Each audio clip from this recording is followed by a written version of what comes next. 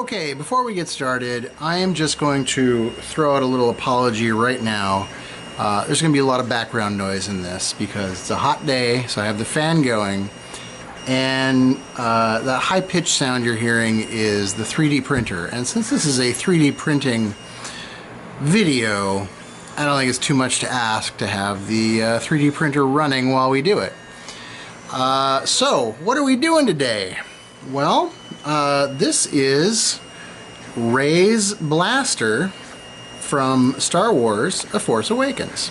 The Force Awakens. The Force, yes, not a Force. Not just any Force, but the Force.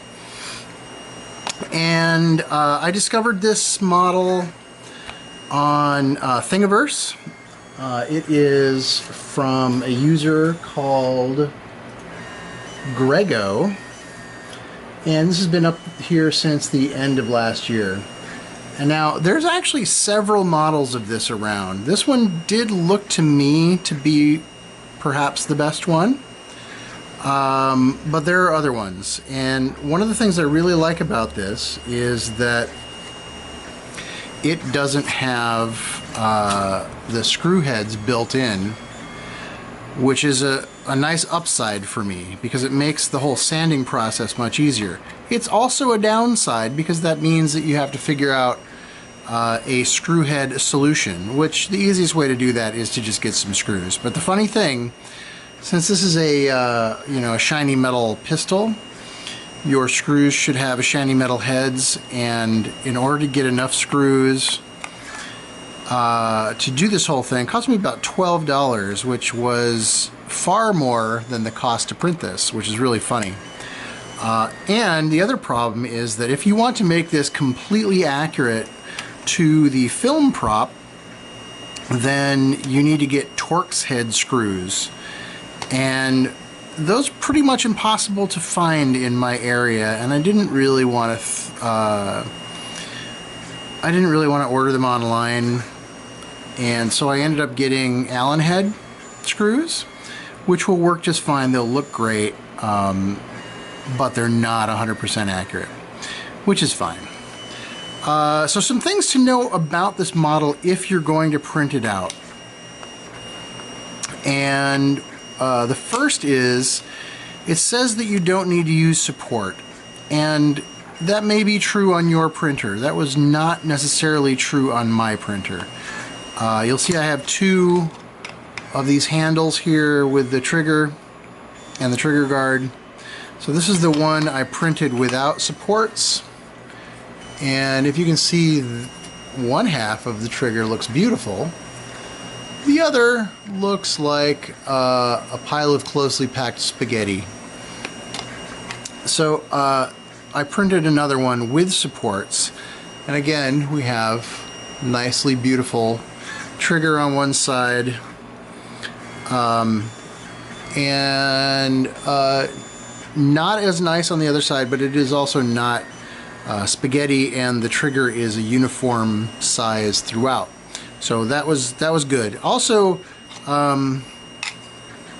interestingly, this tiny little space up here got support as well when I printed with supports, but that doesn't make any difference at all. The other one, so I printed two of these, and even though I asked for supports on the second one because you can see the kind of misshapen section here, when I printed it with supports, it did not support this area at all, which was super annoying. Now the second one was a little bit better, and so rather than print a third and try and figure out supports, I'm just going to try to repair that in a more traditional way. And that was it. Like, that was the only thing that needed supports. The other downside to this model is that it was printed at a fairly low resolution. So if you look, you can see faceting on the curves. They're not too bad, but they are annoying because they don't exist on the prop, and we're going to need to sand those out. And I've sort of already gotten started on the handle, I don't even know what you call those, but they're the parts that go here. And this is the only piece that I've started to work on, and that was just because I had a day where I needed something to do with my hands. And you can see the faceting. You can also see the kind of printing artifacts, because this one sits on the bed this way, so you see the sort of steps left over from the printing process. And this one has had a fair amount of work done to it. But if you look really close, you might still see a little bit of the faceting left over. It's not so much that I care, but it is just a wee bit annoying. So that's something that's going to need to be dealt with. And so the first part of this whole project is really just going to be sanding. And the entire project can probably be done with some 220 grit sandpaper. I've got a couple of different types. I think this one's 220. Well, this one's definitely 220. And this is, I actually like this. This is 3M sanding film. It's a wet or dry sandpaper, but it's also, it's got a lot of give to it. It doesn't break up like the paper ones do. And I also am probably going to be making use of my sanding tool here. Sanding blocks wouldn't be a bad idea. Sanding block, sort of like this, you know, it's just something that you can put your sandpaper on that provides a kind of level surface for sanding, and that's going to be great for pieces like these that are just completely flat. And they also work well when you're sanding around this. You know, you can sand like this.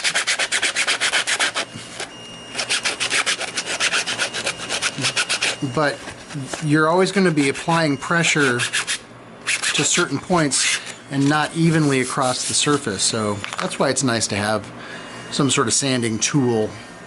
I could even print sanding blocks just out of the plastic if I wanted to. I've actually used spare pieces of misprinted stuff that was in a block shape. So to get started, that's really what I'm going to do. But hopefully when it's done, we're going to have something that's as nice as this, or maybe nicer. This was actually my first gun prop that I recently completed. This is the PPG from Babylon 5. And just so you know, like the whole gun prop thing, sci-fi guns are something I've always wanted to be able to collect, and I can't afford them. I've never been able to really afford them. But now with the 3D printer, I can go ahead and print my own and put a little work in and make them really nice. And this only took a couple of days to get to where it is. And I think it looks pretty realistic. Certainly would pass the, you know, looks good on film test, I think. Not necessarily a hero gun, but definitely good for a stunt model. Anyway, so I'm going to go ahead and start some sanding, and then I'll come back and we'll talk a little bit about it.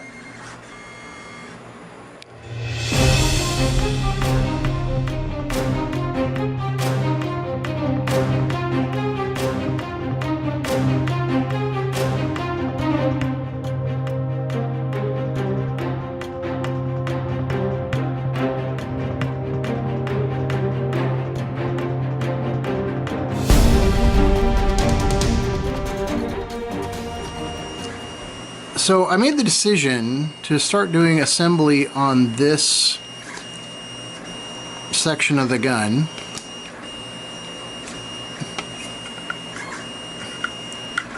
Just this part. Just this part here. Because it's going to make it easier to do finish sanding. So what I'm going to do is I'm just gluing these parts together. The one thing to remember, at least with this version of it, is that This was actually built so that you could put electronics in here if you wanted to. And so there's an opening here that goes through to the barrel. So you just want to make sure that that opening corresponds with the barrel opening, and that these pieces all have this square in the proper orientation. But it's pretty easy to make sure they're lined up because of these lines here. So I'm just going to glue that in, and then I'm going to finish sanding with the 220. I'm going to wash all the parts, and then I'm going to give everything a coat of a nice filler primer, and that's going to fill in a lot of the scratches from the sandpaper, and then we can start with a finer grade, a 320, and start to clean this up. I still haven't sanded in here yet. I'm actually going to make a little sanding block for in there. But otherwise, I'm pretty much ready to move on. This didn't actually take that much work. I think you're looking at about 45 minutes. No, more like a half hour of sanding with the 220. And it's going pretty well. So I'll be back in a bit. So I just realized that I should probably take this moment before priming to fix some of the more egregious problems. And those include the steps, the printing steps around the front of the barrel here, the wonkiness of the trigger, and then that little area there. And I think that's it for the moment as far as filling goes. The sanding seems to be doing a perfectly adequate job. Oh, I might need to throw some putty in here. But I'm just using some Bondo glazing and spot putty. It's perfect for stuff like this. Fills in really nice, sands really easy. You can get a nice smooth finish. But I also did a little experimentation on my spare pieces. So I've been thinking about finishing, and on my Babylon 5 PPG, this is just this is Tester's aluminum non-buffing metallizer that I actually buffed. So just because something says non-buffing doesn't mean you can't buff it. Now this isn't exactly the right finish for this gun. It's a little shinier. It's a little bit. This looks like brushed aluminum, which is fine for this gun. It could be shinier. It could be glossier. But I'm perfectly happy with the finish on this. But for Raise Blaster, it looks more like almost like polished steel, which was a little bit more shiny. Not exactly chrome, but definitely going in that direction. And so there are some really nice paint finishes that I can use, and I've seen some beautiful, beautiful finishes done with like all clad and things like that. But I've also seen some rather impressive finishes done with tape. I am not joking. This is aluminum tape used for sealing ducts. It is the original duct tape. No, it's really for like air conditioning and heating and stuff, and this is the stuff they use for that. But it's metal, you know, it's just metal. So I have 2 spare pieces, and I just wanted to see what they might look like with some of that tape on there. And I'm kind of impressed. I think one of the more interesting things about this is that even without having any sanding done, this has actually cleaned up the surface quite nicely. You can still see the faceting, and you can still see some of the bigger print lines, but the smaller lines are pretty much gone. And then the same thing here on this handle. You can see some of the little indentations in the handle, but it's mostly been gotten rid of. And then if I do use this, this surface becomes really tough, right? You can't really scratch it, at least not in a way that wouldn't just make it look more realistic. It's not paint, so you can't really scratch it off, although you can see that it does. You can leave indentations in it, but I think even that can be minimized just by making sure that the surface is well burnished down onto the plastic. So the other thing you can do is, well, I don't want to do it with this, but you could take steel wool to it and make it look a little bit more realistic, slightly less shiny. And then once it's all weathered up, I think it's going to look really good. So right now, this is what I'm leaning towards, and we'll see. You know, it'll be an experiment. I've never done this on a project like this. I have seen this used in various ways on various projects. This is not, you know, like, I'm not the first person to ever utilize this kind of tape in this fashion. There's even a video on YouTube of Adam Savage doing a sword. He covers a wooden sword blade with this, and it doesn't look bad. But I think it'll fit better in this instance. The difficulty with using this stuff in general is that if you have a surface, if you have a large surface and the tape isn't wide enough to fully cover it in one go, well, then you're going to have seams, you know, where the tape potentially overlaps. But because of the way this gun is broken up into so many different parts, I think the only difficult areas would be this front piece, because these are kind of built in. And by the way, the other thing I noticed is that these are supposed to be screws right here, and this is the only area where Grego actually left something in the 3D print rather than just put holes for screws. Anyway, so there's a lot of places you can hide seams. This will be difficult, the most difficult overall, but I don't think it's going to even be that bad. And because of the way this breaks up and the fact that there's a barrel right here, I think we'd be able to hide some sins up front there. Maybe getting around this might be kind of a pain, but we'll see. This stuff is actually very easy to remove if you decide you've screwed something up or you don't like the way it looks. So, you know, I can even experiment with it, you know, be halfway in and then change my mind and come right back out and decide not to do it that way after all. And one more thing, speaking of the replica prop form, the RPF, I love the replica prop form, but it can be the cause of many issues. There's a great thread about making these things, not just this one in particular, but people who are scratch building them and other people who are creating 3D designs, people who made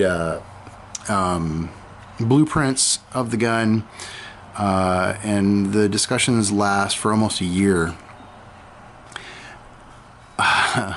But the discussions back and forth as to, you know, what kind of screws, what size screws, should I use machine screws versus sheet metal screws, you know, things like that, and trying to nail down like the exact dimensions of every little bit on this can send you down to a scary place where you're actually worried about that kind of stuff. Because as I said earlier, you know, I did buy screws for this, but I ended up getting